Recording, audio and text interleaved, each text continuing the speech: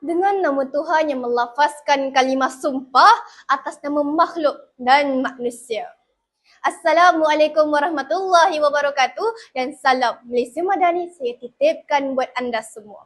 Persis kata Ibn Khaldun di magnum opusnya Al-Muqaddimah, negara tidak dibina oleh kuasa semata-mata tetapi oleh rasa kebersamaan. Kekuatan tamadun terletak pada asabiah dan kesediaan manusia memikul nasib bersama. Ikatan ini biasanya terhasil daripada kepentingan bersama untuk membina dan mempertahankan sesebuah tamadun atau empire. Persoalannya hari ini ialah apabila seluruh buana lupa akan tanggungjawab dalam mengekalkan tamadun, adakah ia akan ditiup buat debu di meja? Hayatilah.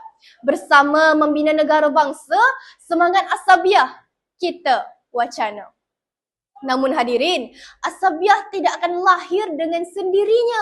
Ia memerlukan sesuatu asas yang mampu menyatukan manusia yang berbeza latar belakang, budaya dan pegangan hidup. Dalam konteks Malaysia, asas tersebut ialah rukun negara. Maka indikator hari ini ialah pertama, kepercayaan kepada Tuhan. Maka inilah akar kepada segala kebajikan dan benteng kepada segala kemungkaran. Seumpama nakhoda yang berpandukan bintang di tengah samudera. Demikianlah manusia yang berpegang teguh kepada Tuhan tidak akan mudah hanyut gelombang hawa nafsu. Daripadanya lahirlah amanah. Daripadanya tumbuh kejujuran. Dan daripadanya terpancar budi yang menjadi perhiasan bangsa. Hadirin, sesungguhnya krisis terbesar sesebuah bangsa bukanlah lagi apabila ia kehilangan kekayaan, tetapi apabila ia kehilangan pedoman, apabila manusia tidak lagi percaya bahawa terdapat sesuatu yang lebih tinggi daripada dirinya, maka hawa nafsu akan diangkat menjadi hakim. Kepentingan diri menjadi undang-undang dan kuasa menjadi ukuran kebenaran. Maka kepercayaan kepada Tuhan hadir sebagai kompas yang membantu manusia membezakan antara yang benar dengan yang batil. Indikator kedua saya pada hari ini ialah keluhuran perlembagaan. Maka perlembagaan itulah ibarat tiang yang sering menegakkan mahligai negara. Selagi teguh tiangnya, selagi itulah berdiri kukuh bangunannya. Walaupun rakyat datang daripada pelbagai keturunan, bahasa dan budaya, namun semuanya berhimpun di bawah naungan aturan yang sama. Maka daripada sinilah tumbuh rasa hormat, lalu berputiklah keharmonian sekian lama dipelihara. Maka jika perpaduan itu sebuah maligai yang menjulang tinggi, keluhuran perlembagaan ialah tiang serinya. Jika tiang itu dipandang ringan, nescaya retaklah dindingnya dan goyahlah sendinya. Namun jika tiang itu dipelihara dengan penuh hormat, nescaya teguhlah mahligai tersebut menahan badai zaman yang datang bersilih ganti.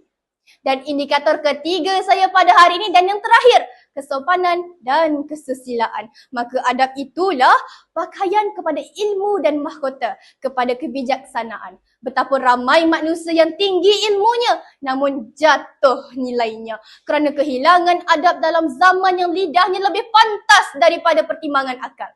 Prinsip inilah yang mengingatkan kita bahawa tutur kata yang baik mampu menjinakkan permusuhan, manakala bicara yang kasar mampu menyalakan bara perpecahan.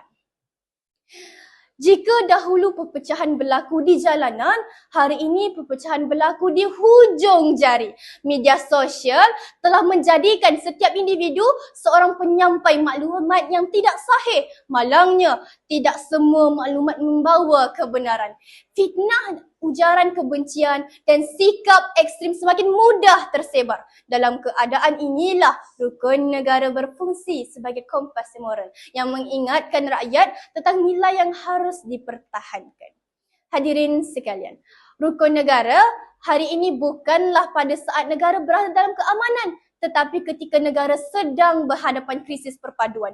Selepas peristiwa 13 Mei pada tahun 1969, para pemimpin negara menyedari bahawa perpaduan tidak boleh dibina semata-mata melalui pembangunan ekonomi atau kemajuan fizikal.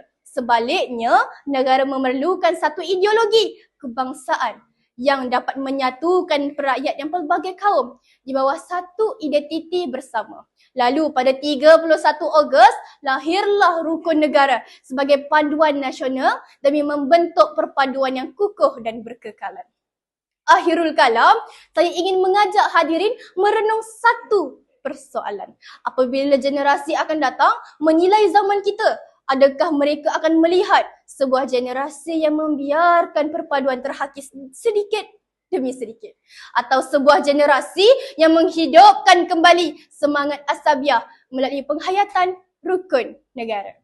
Pilihan itu terletak pada tangan kita. Dan selama mana semangat asabiah terus subur dalam jiwa rakyat, selama itulah Malaysia akan terteguh berdiri sebagai sesebuah negara bangsa yang berdaulat. Bersama membina negara bangsa, semangat asabiah kita wacana. Sekian, wabillahi taufiq wal hidayah. Wassalamualaikum warahmatullahi wabarakatuh.